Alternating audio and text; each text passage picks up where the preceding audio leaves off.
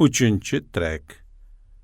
Malbert yoniga keldi-da, go'yo kartina matosini nigohlari bilan teshib yuborgudek tikilib qoldi.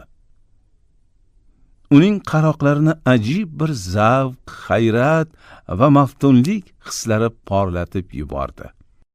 Tasvir tushirilgan matoda ajoyib ko'l va uning sohilida bir-biridan bashang kiyingan kishilar guruhi, xususan yuksak did va joziba bilan kiyingan xonimlarning o'z davrasiga xuddi uzukka ko'z qo'ygandek munosib, yorqin kiyimlardagi xushbichim va barno yigitlar bilan noz karashma ila suhbat qilishayotgani aks ettirilgandi. Suratga boqqan kishi beixtiyor, kim bilsin, bu masrur izdihom ishtirokchilari ehtimol Rasinning she'rlari haqida yo bo'lmasam Madam de Sevignéning maktublari borasida qizg'in suhbat qilishayotganmikan deya o'ylashim mumkin edi. Lojivard ko'lning oynadek sokin sathida samoni ohista kezib yurgan pag'a-pag'a oq bulutning aksi ko'rinib turibdi. Dov daraxtlarning qizg'ish qo'ng'ir shox butalari esa kuz yaqinlashib qolganidan darak beradi. Hali batamom sarg'ayishga ulgurmagan o'rmon chetida bahaybat emanlar hamda qayrag'ochlar to'pi ko'zga tashlanadi.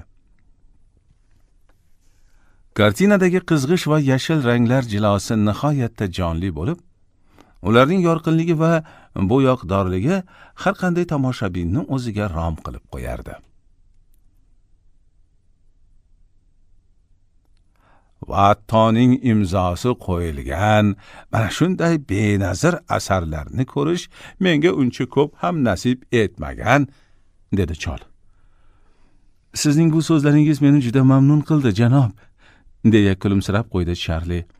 Axir bu bor yo'g'i ko'chirma nusxa xolos. Uning asl nusxasi men Angliyada tanishib qolganim bir keksa ingliz xonimning shaxsiy kolleksiyasida edi. Angliyada nihoyatda seryomg'ir kechgan o'tgan yilgi yoz mavsumida men o'sha aslzoda xonimnikida mehmon bo'ldim. Shunda surat egasining ruxsati bilan Vattoning ushbu asardan ko'chirma qilgandim. Menimcha ishim yomon chiqmagan shekilli. Ha, hali bu ko'chirma nusxa deng, deyarli qichqirib yubordi chol. Demak, ko'chirma nusxa. Unda asarning asl nusxasi hozir qayerda? Balki uni sotishga rozi bo'lishar. Hali ham eski odatlaringizni tashlamabsiz-da, monsieur. Ochiqchasiga kulib yubordi rassom. Afsuski, men shu asardan ko'chirma olganimdan so'ng oradan bir oy o'tib, kampirning uyida yong'in sodir bo'lgan va uning butun kolleksiyasi yonib kulga aylangan. Janob Leyer chuqur xo'rsindi-da, bir muddat jim xayol surib qoldi. Keyin kutilmaganda shosha-pisha Charliga sinovchan nazar tashladi. Yanglishmasam, hali siz ijara haqqi uchun 300 frank zarurligini aytgandingiz, dedi. Demak, men mana shu ko'chirma nusxangizni o'sha narxda sotib olaman. Iya, nimalar deyapsiz, monsieur? Boshqa qiladigan ishingiz yo'qmi? Uni sizga tekinga beraman. Axir siz hamisha menga mehr ko'rsatib, g'amxo'rlik qilib kelgansiz. Azizim, hali ham aqlsiz yosh bolalarning gapini gapirasiz-a. Yaxshisi siz qog'oz qalam oling-da. Ushbu asar uchun mendan pul olganingiz to'g'risida tilxat yozib bering, dedi chol qaysarlik bilan. U shu gaplarni aytib turib, yon cho'ntagidan 3 ta yaxlit 100 franklik kupyuralarni chiqardi-da, stol ustiga qo'ydi. Charlie bir lahza ikkilanib turdi. Keyin bu pullar ayni paytda o'ziga suv bilan havodek zarurligini o'yladi. Axiri na iloj degandek yelkasini qisdi va stol yoniga o'tirib tilxat yozishga kirishdi. U tilxatni yozar ekan, xayoliga bir xavotir oraladi. Monsieur Leyer, aytingchi, ishqilib siz mening bu ko'chirma nusxam bilan biror firibgarlikni rejalashtirmayapsizmi? Yo'qsa ushbu asarni asl nusxa sifatida taqdim etmaslikka so'z bermaguningizcha uni sizga sota olmayman. dedi tajribali savdogarlardek. Janob Leyir istehzoli kuldi. Modomiki shundan tashvish tortayotgan bo'lsangiz, marhamat. Unda Wattonning imzosiga bo'yoq chaplangda, ustidan o'z ismi sharifingizni yozib qo'ya qoling. Charli u aytgandek qildi. Tag'in siz Charli menga ishonmas ekan degan xayolga borib yurmang, dedi u qariyaga tilxatni tutqazar ekan. Shunchaki bu ishimiz ayrim irodasi bo'sh, to'g'rirog'i insofsiz savdogarning nafsini hakalak ottirib yubormasin deyman-da. Janob Leyir qah-qah otib kulib yubordi. Keyin Charli yozgan tilxatni cho'ntagiga joylab, Malbertdan Watto asarining ko'chirma nusxasini oldi. Men bu asaringizni hozirning o'zidayoq olib ketaman. Qolganlari uchun esa xizmatkor ayolni yuboraman, dedi chol, keyin eshik oldida to'xtab qo'shib qo'ydi. Ishlaringiz menga juda yoqdi. Men bu haqda kuyovim Rudolfni xabardor qilaman. Imonim komilki, mening fikrimga u bee'tibor qaramaydi. Ba'zi shunday ekan, oradan muayyan fursat, aytaylik biror oy o'tgach, men sizning ustaxonangizga kelib, azizim, endi siz bemalol uylanishingiz mumkin. Buning uchun imkoniyatingiz bor deydigan bo'lsam, zinhor hayron bo'lib yurmang. Qariya pastki qavatdagi uyiga tushib, ko'chirma nusxani o'z qo'llari bilan o'sha kunning o'zidayoq Nyu-Yorkka kuyoviga jo'natib yubordi. Jo'natmaga ilova qilingan muxtasargina xatida u maktubni oluvchiga sotib berish uchun kartina yuborayotganini hamda sotilajak kartina bahosidan o'zi necha foiz ulush olishini ma'lum qildi. Qorong'u tushib qolgani bois chol har kungi odatiga ko'ra kechki ovqat oldidan bir qadah o'tkirgina absent ichib olgani tamaddixonaga kirdi. Keyin nimadandir xursand bo'lib, xingir kulganicha yana bir noma yozdi.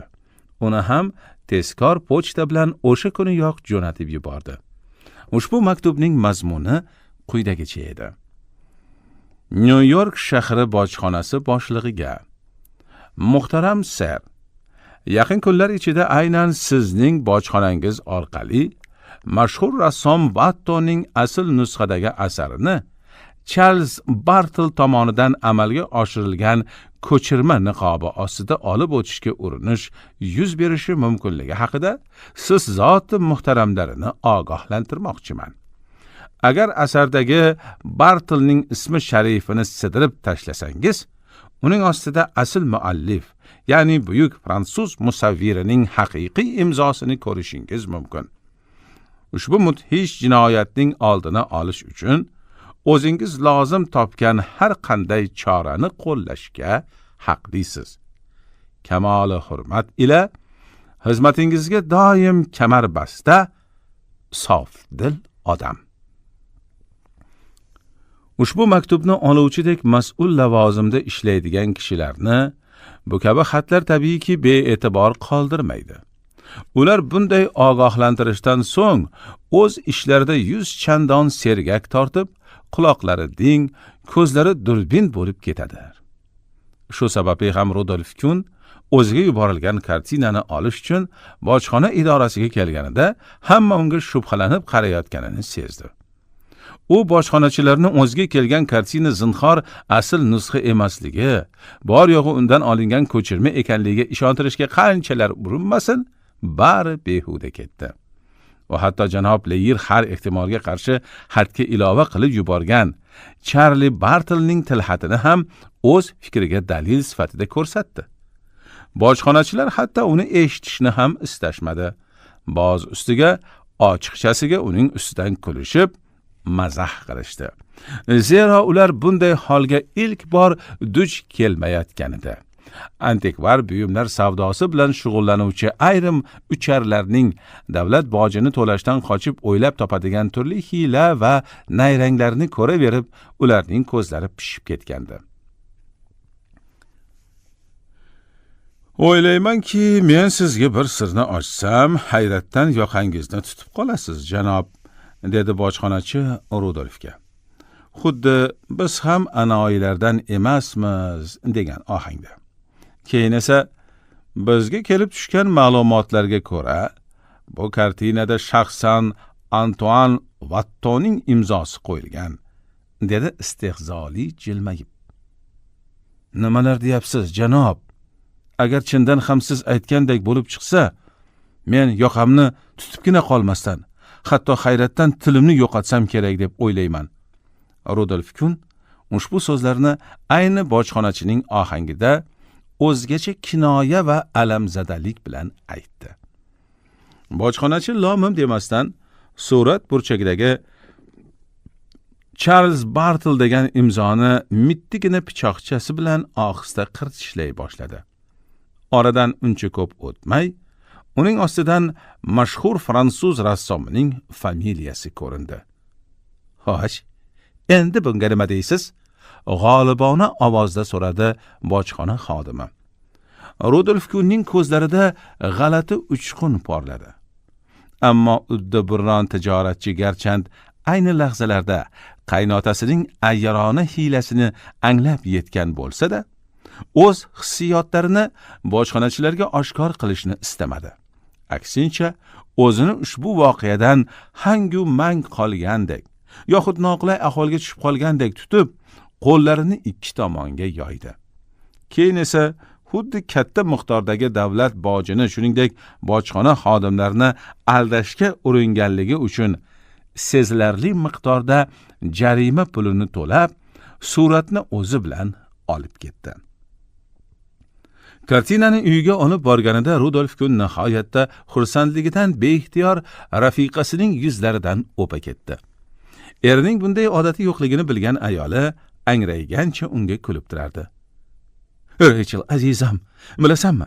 Otang hech ham o'zgarmabdi. U hali ham Yevropadagi eng uchar savdogarlardan biri, dedi Rudolf hayajondan hayqirib, keyin xotinining belidan mahkam quchdi. Xotini undan nega otasi haqida bunday deyotganini so'radi, biroq omadli tujjor unga javob qilishni lozim topmay, boshini masrur liqillatgancha kulimsirab qo'ya qoldi. Avvaldan kutilganidek bu yangilik Nyu-Yorklik gazetachilarga tezda ma'lum bo'ldi.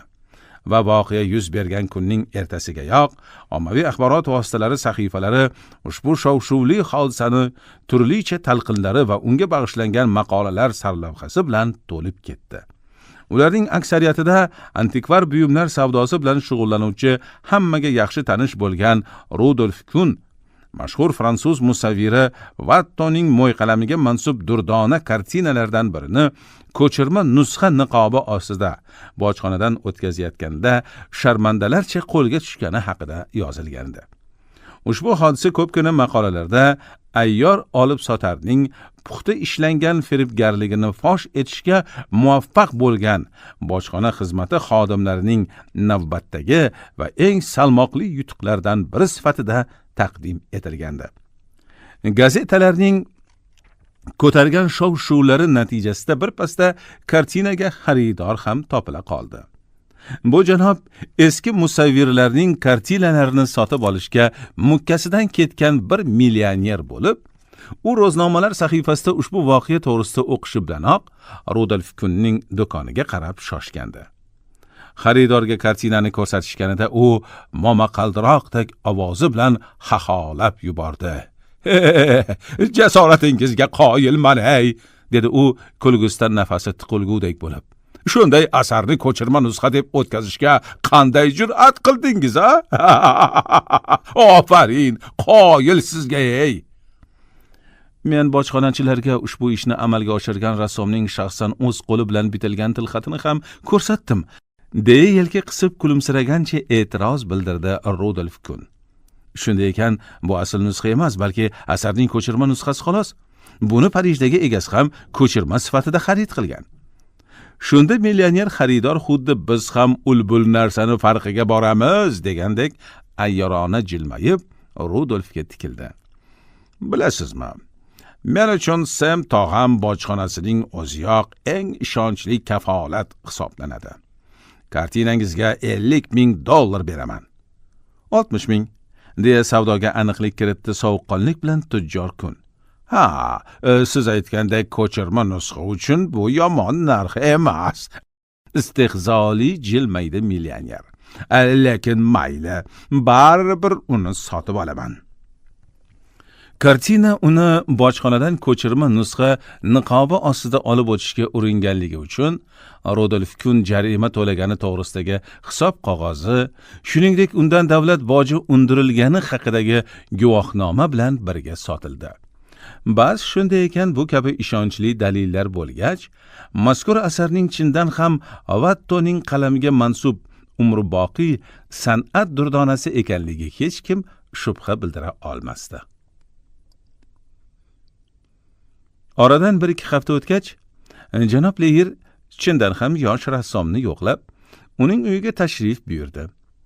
U xona o'rtasiga borib, indamasdan u yerdagi stol ustiga naq 50 ta 100 funtlik pullarni qo'ydi. Jinurson, tag'in nimalar qilib yuribsiz, mesye? Bu pullar qayerdan keldi?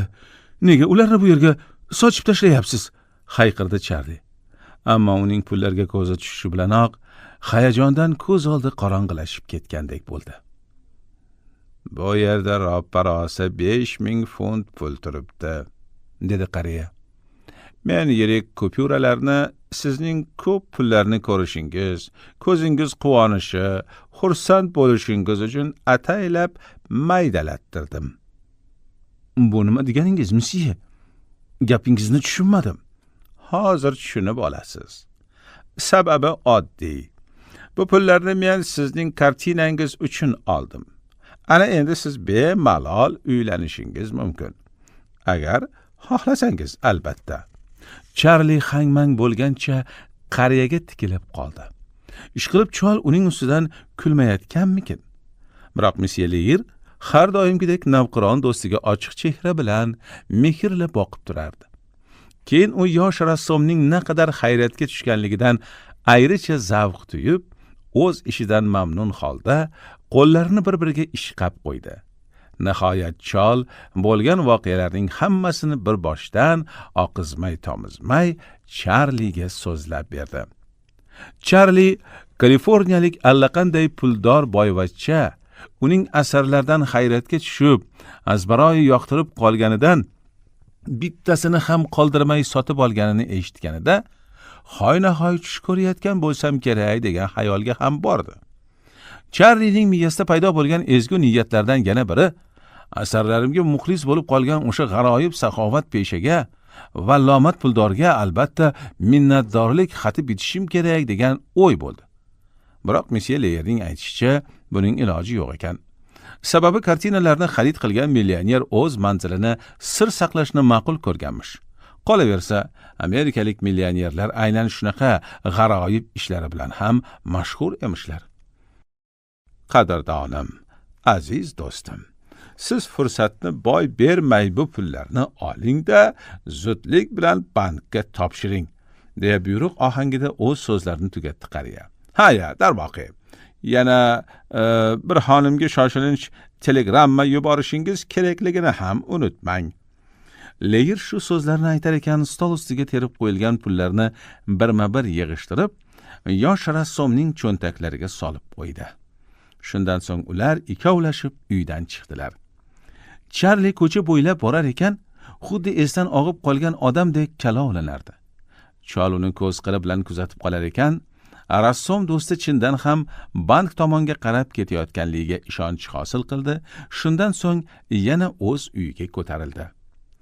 U shkaf eshigini ohistagina ochib, u yerdan Charli Bartle chizgan kartinalarni oldi. Chol ularni birma-bir bejirim bezak bilan ishlangan yog'och gardishlardan chiqarib, lovullab yonayotgan kamin ichiga uloqtirdi. Yosh musavvir do'stining asarlari olovga tushgach qanday burishib, tirishib borayotganligini, qisir-qisir, visir-visir ovoz chiqarib yonayotganligini ko'rib, miyig'ida kulib qo'ydi. Keyin chol qo'liga bolta olib, kartinalarning yog'och gardishlarini avaylab qismlarga ajratdi-da, xuddi o'tin sarjinlaridek kamin yoniga taxlab qo'ydi. Bu taxtachalar ham endi kaminni isitish uchun asqatadi, deya o'ziga o'zi kulib qo'ydi va xonani tartibga keltirish uchun xizmatkor ayolni chaqirdi. Janob Leyer shu topda yog'och gardishlarni o'tin qilib yoqish orqali ham bir necha santimni iqtisod qilganligini o'ylab, o'zidan mamnun bo'lib qo'llarini artdi. Ammo u bundan bir necha daqiqa avval o'z ixtiyori bilan naqd 5000 funt pulning bahridan o'tganligini mutlaqo esidan chiqarib yuborgandi.